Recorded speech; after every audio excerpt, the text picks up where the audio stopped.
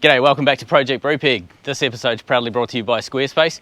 We've got heaps of work to get done on Brupeg so that we can get insurance. We need the insurance so that we can launch. Let's get into it. Here she comes like the rays of the sun, she shines.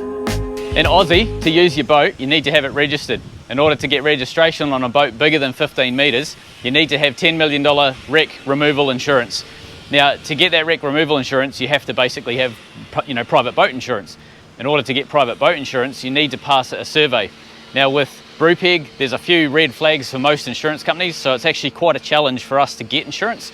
We're an old boat, we're 1974 built, we are steel, we're over 15 metres, we're a 17 metre boat. So all of these things make, and we want to live aboard the boat and actually cruise around and not have a permanent base. So all of these things kind of make most insurance companies panic a bit.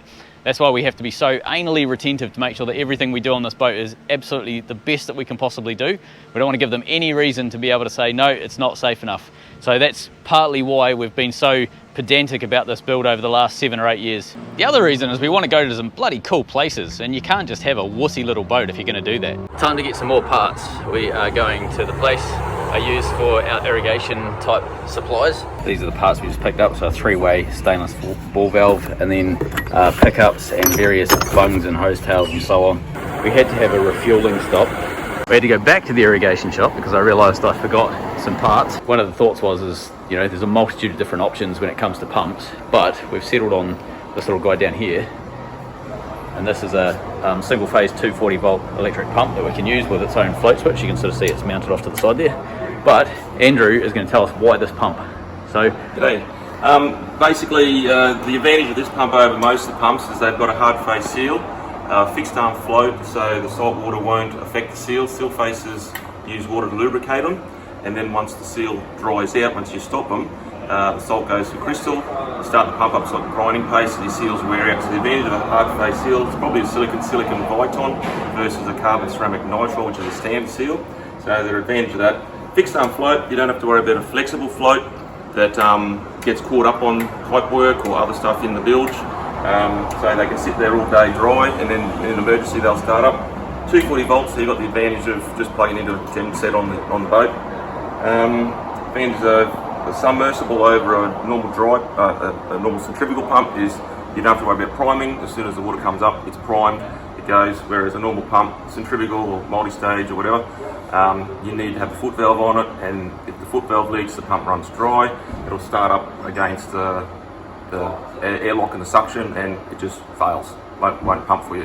Whereas, as far as I'm concerned, that's probably the best option as a basic, cheap pump to do it. These are Jung pumping, put out by Pentair. They're German made. Been around. Pentair is one of the biggest pump manufacturers in the world. It's one of their German branded pumps made by Jung pumping. We're back from town and we've got a bunch of parts that we picked up, and this is relating to our insurance list. So getting everything needed to get insurance, get the survey passed and get insurance on Brupeg. I'll show you what we picked up. First off, fire extinguishers. Got a pile of those ones, lots of small ones, so we can put them all around the boat in various different places. Fire blankets, so we've got a big one, medium one, and in this kit comes a small one. The reason we wanted to do this is these are dry powder fire extinguishers. If we let them off in the kitchen, we're going to be cleaning up dry powder for a year. But if we can smother something with a fire blanket, there's bugger all cleanup, and likely is it's going to be a small fire if we can contain it with this. So easy way to sort of keep the boat clean long term if we can. Over here we've got some mechanical bits. So this is a 316 stainless 3-way valve, so constantly up this port, and then you can either choose left or right, as sort of indicated here. So you just rotate that round. It goes either horizontal or vertical, and it's either these ports or these ports that are open. This is going to be the pump, and then this is going to be, say, freezer room and then engine room. Inside here, 57 million different fittings. So we've got lots of hose tails. That's a bung and a cap screwed together. So what that is for, let me show you. Undo that. Doink. That's so that we can cap off Seacocks. If we don't have a Seacock, we can screw that straight onto the skin fitting. If we do have a Seacock, we can screw that into the Seacock. So a whole bunch of them, they're only a couple of bucks each. So grab the pile of them so that we've got lots of different options when we're setting up the skin fittings. This is a strainer. This is going to be used on our engine-driven pump. So essentially it'll be obviously rubber pipe all the way down, but it'll be basically a version of that that will be sitting in the bilge. This is stainless and nylon, so pretty hardy stuff. We've got a bunch of these stainless deadbolts, 316 deadbolts. That's for our gates, life jacket little label things, and then actually all the way back around here, underneath that fire blanket is a whole bunch of labels, so fire blanket, fire extinguisher, etc. So we're going to put those around the boat, so obviously everybody knows that if you have a fire, you look for this label so that you can find this thing to put the fire out. We haven't had a lot of dry weather lately. It's been pretty wet and wild.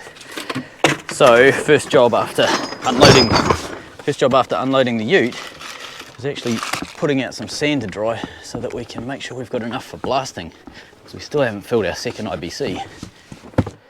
You know what? I forgot to introduce you to our bore pump. It's German, so I think Wolfgang's an appropriate name for this. Let me introduce you to Wolfgang. He sucks, but he's all right.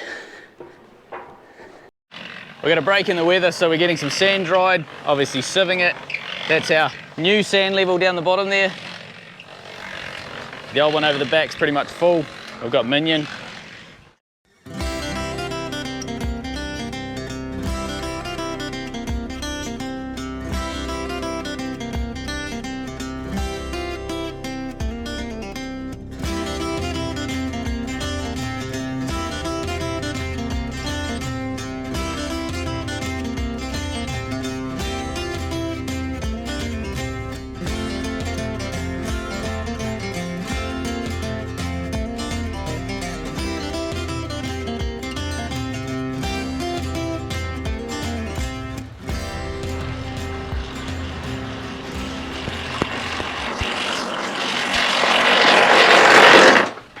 That's a bad thing.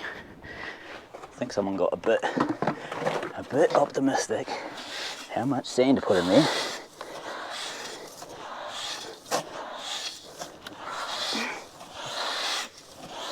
This old cement mixer is getting to the end of its life. Bearings are wearing out, the gears are wearing out. This little plastic gear in here drives this big metal sprocket essentially. And it's starting to get a bit sloppy.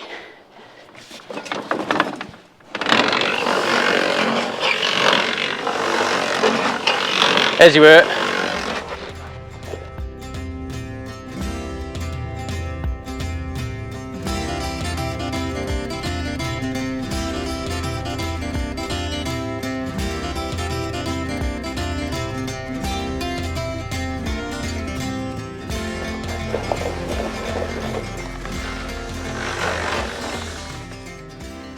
So parts have arrived. Jack has turned up from Brisbane. He's been contacting us with these umbrellas. They're great big like cafe style umbrellas, and they're going to be awesome for when we're in the sandblasting bay and we need some shade under Brupeg. So we'll set them up at the back because the blast bays do get like a furnace.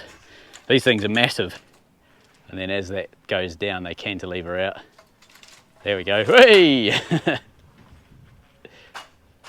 Yeah, they're going to be so good for shade. Bag of goodies. It's something that really matters in Aussie is shade when you're actually working outside. It's blisteringly hot, and a lot of the tradies are pretty hardcore. They don't necessarily do a lot about shade, but I don't know, maybe I'm soft. I'm a Kiwi, I'm used to it being cold. I get sunstroke really badly if I don't deal with the shade, so it was awesome to see Jack. He specifically came up to see us and to drop off the umbrellas, so it was really cool. We'll probably catch up with him as well when we go down to Brisbane next. So yeah, thanks very much, Jack. It was great to meet you and your daughter. Cheers, mate. Thanks to Squarespace for sponsoring this video. We're all about self-sufficiency and being creative, and Squarespace make both easy. With their all-in-one platform, you can build a website and manage your own business exactly how you want. It's really simple to create your own vision using their website layout options. You can choose from thousands of stock images. You can search anything you need to get your website to look and feel exactly as you want it. Check out squarespace.com for a free trial, and when you're ready to launch, head to squarespace.com/Project Brupeg and you'll save 10% off your first purchase of a website or a domain. Today we're cracking on with a bunch of insurance work that we need to get done. So there's a few boats out there on the interwebs that need insurance to get launched, and it's a challenge. Doesn't matter where you are in the world. Aussie's no different. In fact, Aussie's probably harder. So let me show you the list that we're working through. This is what we have to do to get private vessel insurance in Australia. Pride of place in the hallway until it's done, our insurance list. So first up, we're going to be working on our Seacocks. We need to either double clamp them if we've got a hose on them, or we need to seal them off with a metal bung. Next up, we've got fire extinguishers and fire blankets. Then we're going to be building a mount for our spare anchor, getting some chain and rope attached to that and having that set up on the front deck ready to go. We have a hatch in each forward cabin. We need to build locks on these. So these are just going to be a single dog that holds those shut. Just has to be able to be locked so that nobody can break into the boat. We also need to lock our engine room door. So you can see here we've got a couple of handles with some tabs on them. We need to make a wedge so that they can pull themselves tight against the rubber and seal up properly. Our batteries. These guys here need to be strapped to the floor. So what we're going to be doing is welding in some stainless chain either side of them so that we can strap them down and have them nice and tight. We need mooring ropes, and because of the size of the boat, they said two sets of mooring ropes. Lightweight throwing ropes and heavy duty ropes that get swapped over once we're up against the wharf and tied off. We then take the lightweight ropes off and we put the heavy duty ropes on. We need PFD life jackets and signs for the life jackets. We have the life jackets, these ones here. We just need to start putting them in their proper place and then put a sign for them so that everybody knows where they are. An EPIRB. We need to have an EPIRB ideally with a hydrostatic quick release. We don't have a hydrostatic quick release one yet, but we do have the basic bargain basement EPIRB. It does have the GPS feature, so it's better than the rock bottom priced one, but only just. It's enough to get us a insurance survey pass, but it's definitely not enough for us to rely on long term. We're going to get a few more EPIRBs and we will get hydrostatic release ones. It's just a matter of cash flow. And finally, for today's episode, the holding tanks are going to be a staggered project for us. We've made a design that we're going to build for the back end of Brupeg's engine room. We just won't have time to get that done before we launch. What we can do as a temporary thing that passes insurance survey is use a porta potty. So this is our temporary solution. In a previous episode, you saw that skin fitting getting built and then welded into the hull. That gets fitted to a ball valve like that, and that assembly becomes a Seacock. Now, normally you'd have essentially the skin fitting coming in one end, and then you'd have, say, a hose tail coming off the end with a rubber pipe connecting onto it. If you don't have the rubber pipe, you're basically left with a ball valve as your only line of defense to stop anything going, if that leaks or whatever, then you're going to end up with water inside your boat. Not a great solution. So we have these here. This is a cap and a bung. There's a reason I have one of each. So we can screw this in like so and basically cap this ball valve off. If the ball valve fails, this is going to be its line of defense and stop water going into the boat.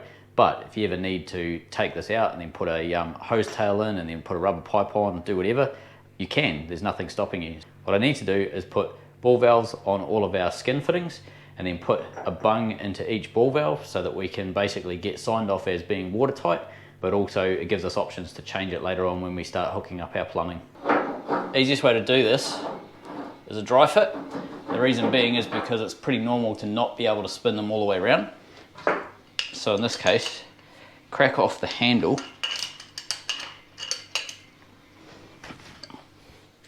It's just normally a nut and a spring washer.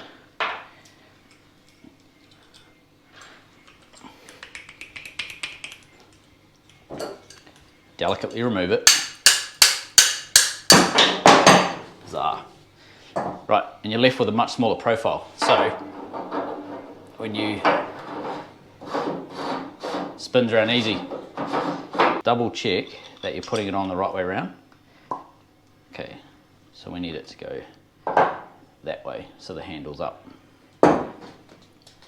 Now you can use thread tape. I don't really like thread tape that much. Avoid it, always try and use pipe sealant. So pipe sealant, put a bit on your finger.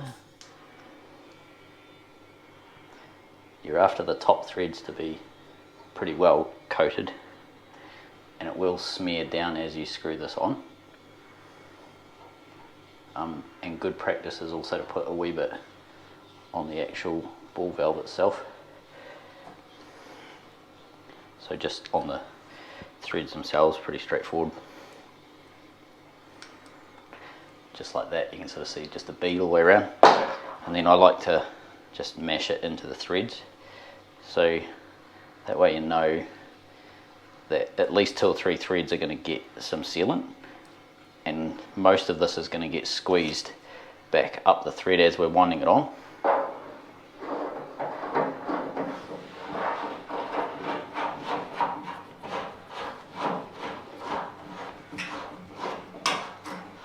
Okay, so I just need a small spanner on that one.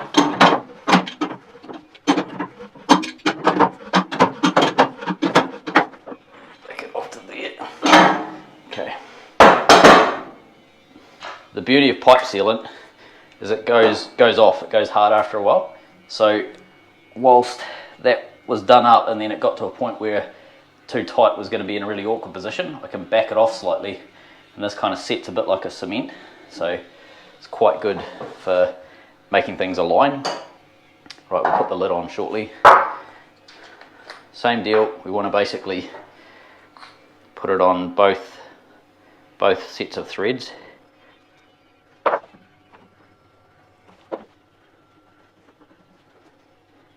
You want to focus on the first 2 or 3 because it's going to be pushed forward, so the 4, 5, 6 etc. are going to get coated regardless when you do it up, but 2 or 3 are the only ones that you can really control, so that's why I put all the effort into the start of them.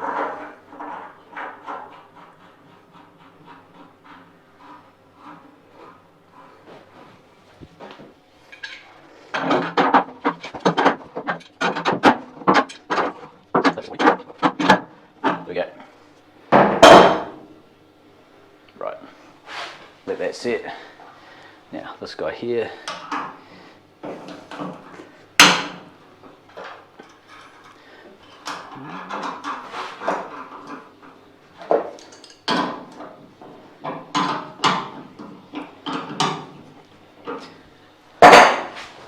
and done.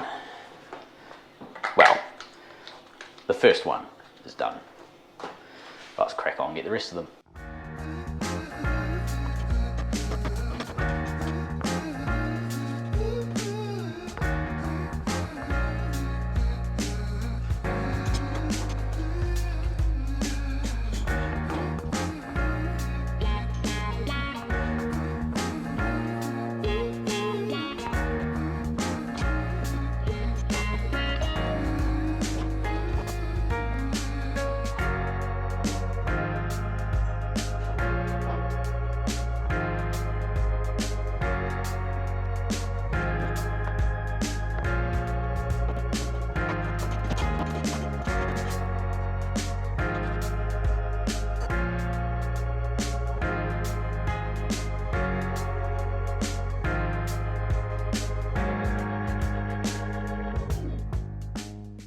The next one I need to do is in the engine room in this inside corner. However, it's full of goo. When Brupeg sunk, there was clearly 57 different options that they tried to basically get the boat full of air and lift it out of the water. One of them was fill all of the Seacocks with expanding foam and then try and pump air into the boat. It didn't work. The expanding foam is in everything, but now we have to remove it. But before I start that job, I'm going to empty the sand that Rolling Thunder has created. We've got nearly 800 litres of sand that we need to make and put into this IBC. So this is a job that's happening every opportunity that we get at the moment because we don't have a lot of dry days.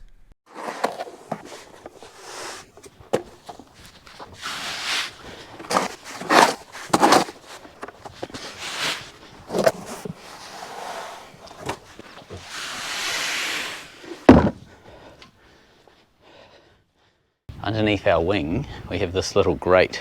It is the grate beneath our wings, if you will. So this is basically an intake for water, and that's the other side of that Seacock that I just showed you. So I need to crack off these 4 bolts, take this plate off, and then scrape out all of the foam that's in there. I also have to do this one down here. So that is the main intake for the boat for pretty much anything seawater that we want to use. So like deck wash pumps, all that sort of stuff, they come all out of that one there. This is what it looks like on the inside. You've got a few different ports, and this one here is full of foam as well. So I need to crack those 3 bolts off on that one and empty that out as well. Oh, it worked. No one thought that was going to happen.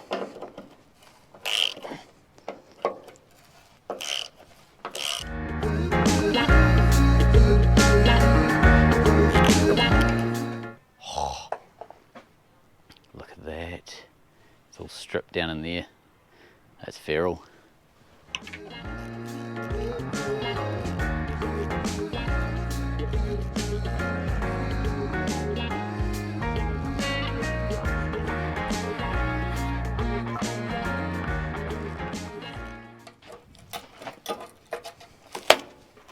That's what the inside looks like, and there's the grate, all sort of lovely and gooey. But that's pretty easy to get to now and scrape all of that stuff out.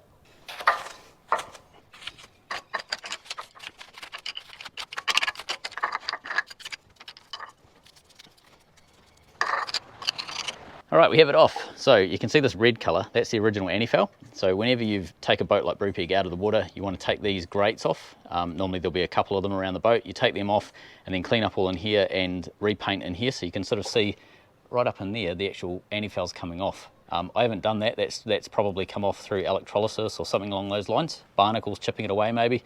But that's the risk. You need to basically make sure that you protect that area. Now, if you don't and you leave this just to get worse and worse, potentially this can block up with barnacles. The other side of it is you want to make sure that these bolts are in good condition so that you can take them on and off. And mild steel is the easiest way to protect this because it doesn't gall up. You can coat it in various things, lanolin, you can coat it in copper coat, whatever is needed just to stop the water from being able to attack the mild steel, and then you antifoul all of it. So you antifoul in here, you antifoul both sides of this, bolt the whole thing back together, and you should be good for another 12 to 18 months.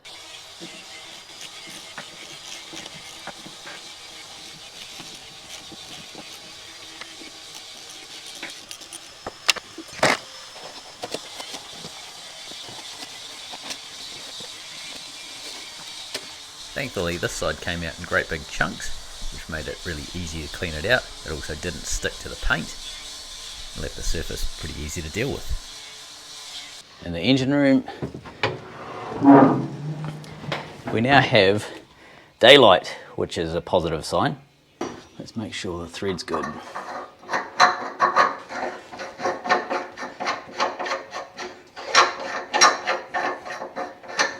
Perfect.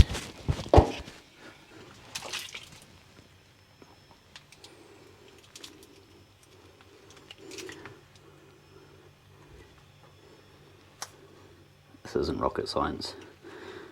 Just put enough on that you're completely dousing the threads and it will go and sort of set on you. You got plenty of time, don't worry about like it going off.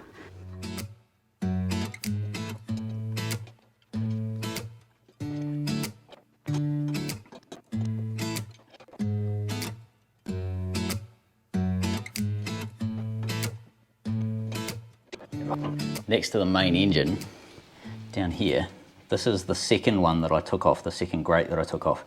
It's a bigger reservoir. You've got multiple ports that pipes and so on can come off. I'm going to use this port down here because I can direct it anywhere, but mainly because it goes underneath the floorboards. This guy here, whilst we can use it, it's going to start coming up and getting in the way of our engine. And that's right where our fuel system is, right where our starter motor is, and it's just a pain. If I have to work on the engine, I've got this pipe work in the way. Whereas if I use this port here, it's still easy to access, just reach down and turn it, do whatever, but it's basically out of the way. So that's what I'm going to focus on. And there's nothing stopping us from using this in the future, screwing a ball valve onto this and using this as another Seacock or another port. We'd have to dive onto the boat underneath and block that grate up so that we can take this off whilst we're in the water and then put the ball valve on. That's all possible. There's tools to do that. There's divers that do that sort of stuff. None of that's hard. But yeah, we don't need to use that, so I'm just going to leave that for now. I probably will change that lid though, because I don't trust that I can tighten that lid very well, whereas my other lids, they've got a hex on them like that. Much easier to tighten. With this last ball valve fitted and the new hex cap tightened up, that's the last of the ball valves that we need to do on Brupeg so that we can get insurance.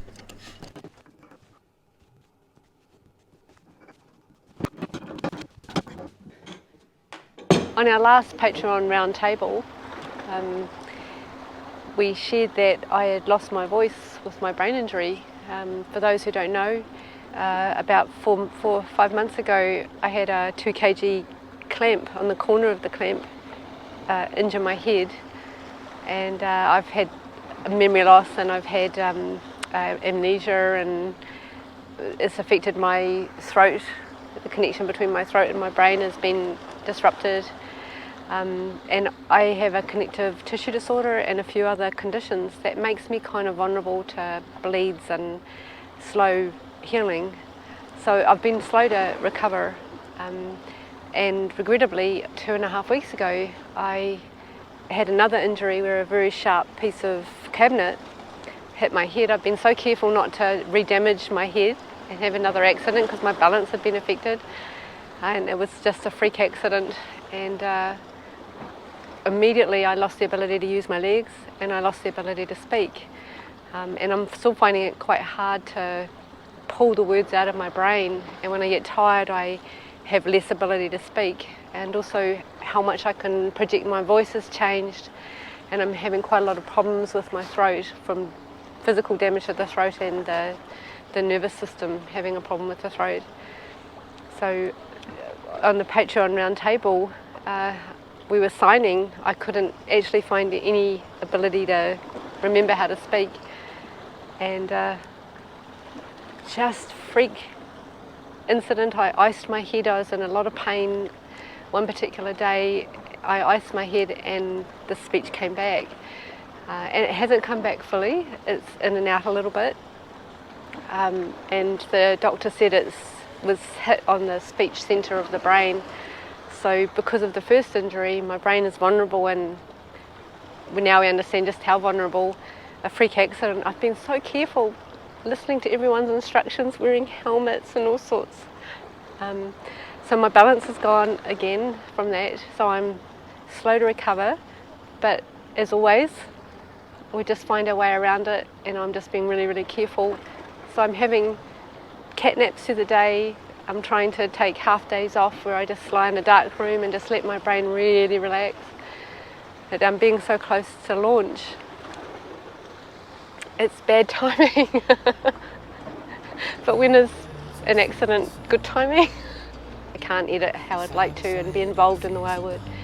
But Dame and everyone is being amazing, and thanks for all your lovely support. So don't worry, it's all just part of the journey, and it's not going to stop me. It just means I'm more limited. But compared to what I was like a couple of years ago with my deregulation of my autonomic system from my condition, and the first brain injury 4 or 5 years ago, this is okay. I can do this.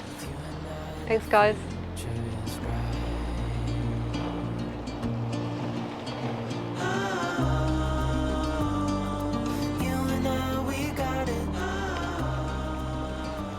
All the locals are out watching. It's so cool.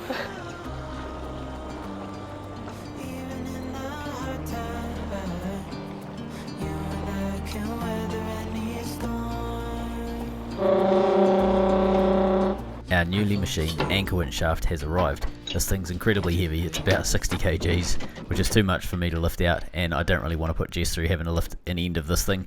So the plan, we've backed the ute underneath the winch on the back end of Brupeg. We're going to lift it straight up out of the ute and onto an assembly bench, ready to start putting it back together.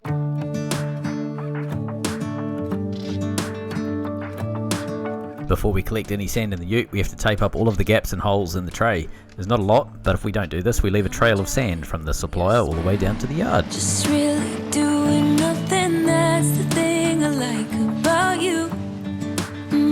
Getting to a job we started last week, we get to put the epoxy on the ventilation holes we cut in the double cabin downstairs. Driving, we just do what we wanna do. Yeah, no, nothing's complicated with you. You gotta take this one, I'll go hook another one up.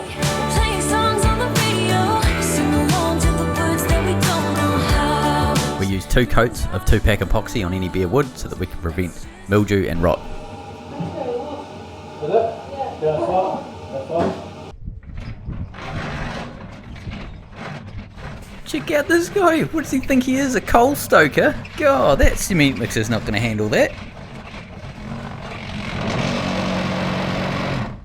Told you. Didn't I just say that? I just told you.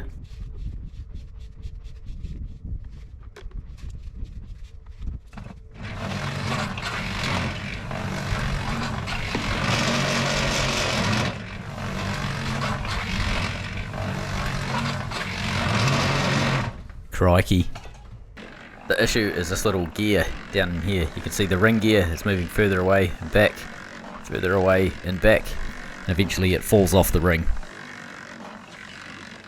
As soon as there's a fraction too much weight in the cement mixer, it's starting to freak out because that bearing's getting knackered and the teeth are just not connecting with the ring gear. So I think we'll have to limp this thing all the way through the last 800 kgs of sand that we have to do. I used to be able to put maybe, I don't know, 5 or 6 of these in, maybe more, 8, and then walk away from the cement mixer and leave it. But because of that gear starting to freak out and the bearing starting to freak out, I can only probably get 4 in there now, and even that's starting to get a bit iffy. So yeah, it's on its last legs and we just have to limp it, I think.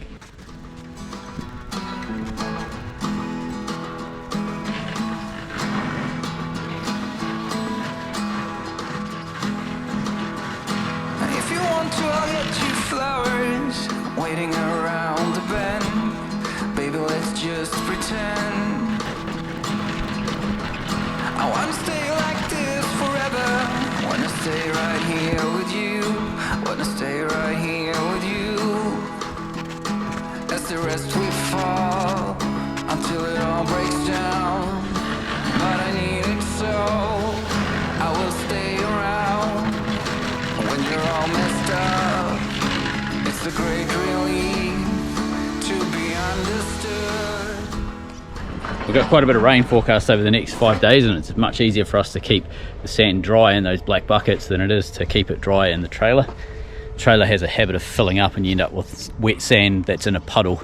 So it takes a lot longer obviously to dry it when it's like that, but it does mean that if we do get a small break, we can just bust out, you know, a half dry bucket of sand and get a little bit of drying done in what is going to be a wet week. I just got the last of the truck emptied and then the rain is coming in. This batch of rain is supposed to be here for about a week, so inside jobs then for the next few days. With that last Seacock done, what are we up to? So we've done this, fire extinguishers. All right, let's get those done. Okay, in the galley, we need to put a fire extinguisher, but we also need a fire blanket, because if we let this off in here, it's gonna put dry powder everywhere, which is gonna take us about 2 years to clean out of every nook and cranny. So fire blankets are a good first line of defense to try and not have to clean up a massive amount of issues. If you've got a small fire, you can deal with in that way. However, thinking of sticking this up there somewhere. So let's get that up and then we'll get the fire blanket done.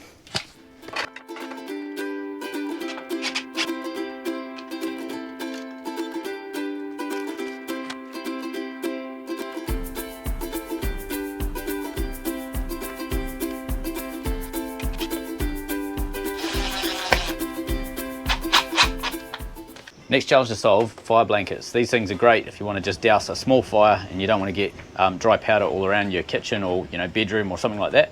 I need to mount this in a place that's away from any source of ignition but is really, really easily accessible and people know where it is. So what I'm going to do, next to the washing machine in the galley, we've got this cupboard here. This is just in a cupboard we use for laundry and whatever. But my plan is, because this is at the opposite end of any fire, put that on the outside so everyone knows where it is, and then stick it onto the inside of the door. The wind's starting to pick up. It's blowing its guts off. So, ow, yep, that's quite strong.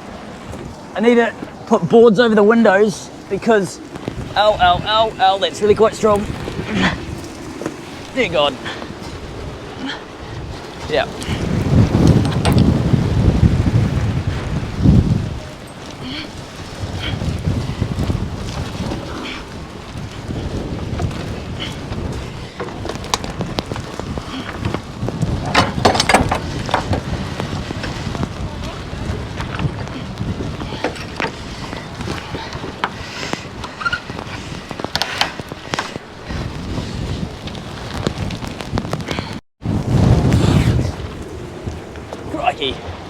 Yep. Alright, it's starting to really quite come in. Ow, that's hail. Ow, ow. Ow. Ow. Ow.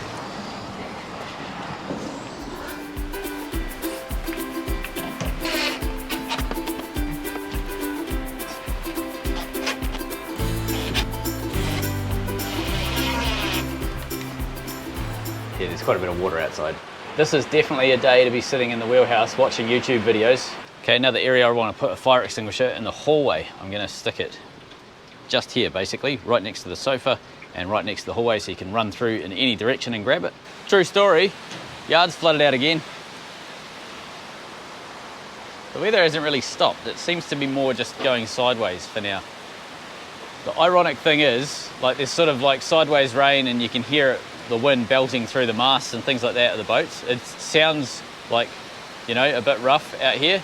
In the wheelhouse, it really doesn't sound like a big deal at all. Like, it just seems like a little rain shower, but outside it's kind of really gross, snotty weather and it's fine.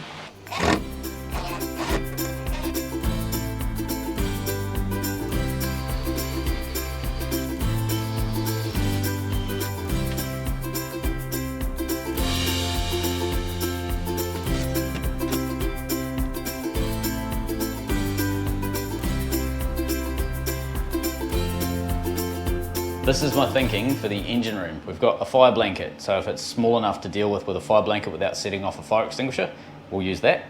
We've got a small, toss it in your handbag sized fire extinguisher. This is dry powder, so it can be used on fuel and things like that, oil, etc.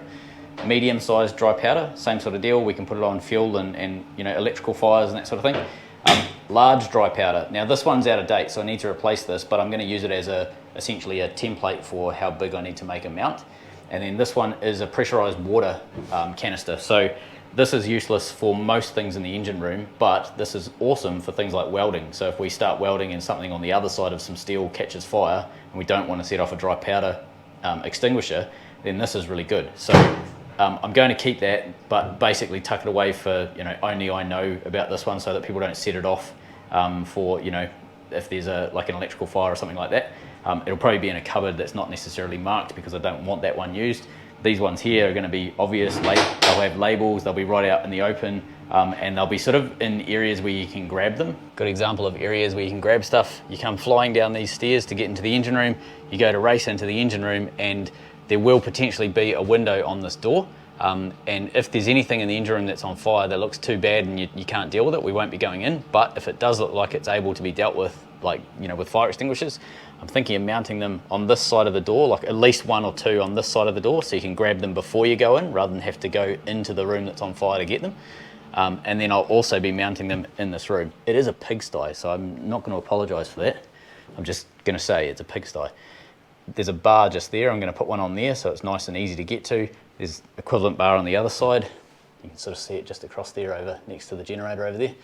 So there'll be a fire extinguisher on either side. I'll probably have something around the middle-ish, but I'm planning on having quite a few in this room. I'm not trained in firefighting, but my thoughts are, if anything's going to go wrong, it's going to be in the engine room. This is the area that has oil and fuel and, you know, valves and all sorts of stuff that can go wrong. There's electrics in here, there's multiple engines, there's generators, there's pretty much everything that could go wrong is mostly located in this room.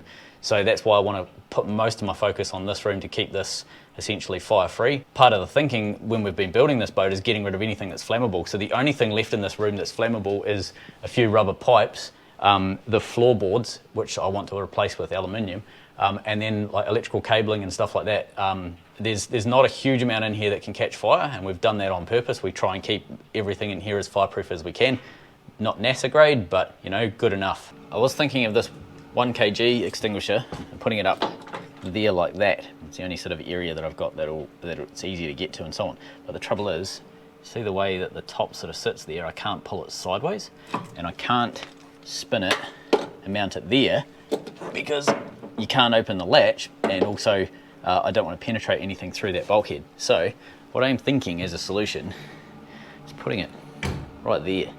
It's still pretty accessible. There's no real reason you wouldn't grab it just as easily from there as you would over there. I'd love it by the door, but right now it's not going to happen. Eventually, this is going to have insulation and, you know, paneling and so on, and then I will be able to mount something up there. I'll build in some studs so that I can, you know, secure something pretty firm and lovely over there. But for now, this is just going to have to do.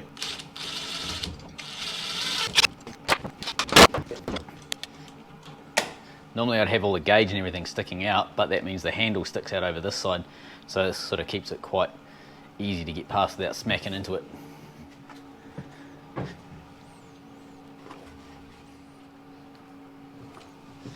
Alright, Seacocks done, fire extinguisher done, 2 anchors and chain rope. I have the anchor, for the spare anchor for Brupeg. I don't have the chain and I have the rope, so I'm waiting on the chain to arrive. Hatches at the front need locks, I'm waiting on those to arrive. Batteries strapped into the stainless box. I have the stainless latches that I need, but I don't have the strap. I'm waiting on that to arrive. We have 2 sets of mooring ropes. We just need to cut them. Life jackets, we have those. We haven't put a sign up. We have to weld in a few things so we can make a net to hang these things. Right, finally EPIRB, preferably with hydrostatic quick release. We don't have that. So EPIRBs are the next thing on the list. This is a cheap EPIRB. It's basically a manually released bargain basement EPIRB. It does have GPS, which is like one step up from the bottom, but it is, you know, pretty manual. There's no real, you know, smarts in this thing. This is enough to pass insurance survey in Australia. It's not a hydrostatic release. So hydrostatic release, this is manually released. You manually flick that and then you can pull it out of the, when you're doing it backwards, you can pull it out of the housing, take it with you and set it off, etc. Hydrostatic release does that automatically. It's set, it's essentially a canister that opens if the boat goes underwater up to, like, down to 4 meters. It'll open itself up and then, you know, release the EPIRB and start sending off the signal as to where the boat sunk. It's a fail-safe to basically give you the best possible chance of being picked up at sea. There's no limit to how many of these you can have on a boat, and we do plan to have a few of these. So this is a manual one. Normally you mount these outside. I'm actually going to be mounting this one inside, just so that we can pass our insurance survey, but we have a manual backup that's, you know, this will be the backup for the backup for the backup eventually, and this is going to be sitting inside. They have a 10-year lifespan on the battery. They're pretty hardy. They can be mounted outside. You want to keep them away from sun and exposure if you can, but basically mount them outside is the norm. But in this case, we're going to be putting it inside. We will be buying hydrostatic release GPSs. The only issue is this was $230 and a hydrostatic release is between $800 and $1,000 each. So we want to have 2 or 3 GPSs overall, hence this is the one that gets us our insurance survey, and then we're going to just keep adding once we don't have such a, you know, tax on our costs when we're trying to get insurance, because none of this part of the boat build is cheap. We'll start upgrading this stuff, but keep all of this older gear as we go. So an area of Brupeg that is not often shown, this is our YouTube box. So this is everything. This is kind of like our camera workshop. Everything we need to run a YouTube channel. So we've got like lenses and adapters and a million different battery chargers, GoPros and Canon chargers. We've got power packs, we've got wireless mics there, a 40 plug USB charger so that you can see all this raft of wires. If we ever need to charge something, there's definitely a charging cord for it. This is out, and then we've got drawers down here of, you know, mounts and adapters and things and audio stuff, you know, microphones and multiple microphones. But the reason I'm showing you this is because I reckon this is a perfect spot to throw this little EPIRB. What I'm thinking is just tuck it up in there. I reckon it goes really nicely, and it's kind of on the way. You can grab it as you're running out of the boat if anything happens. It's not in the way for what we're doing in the YouTube box. So I think we've found our mounting position.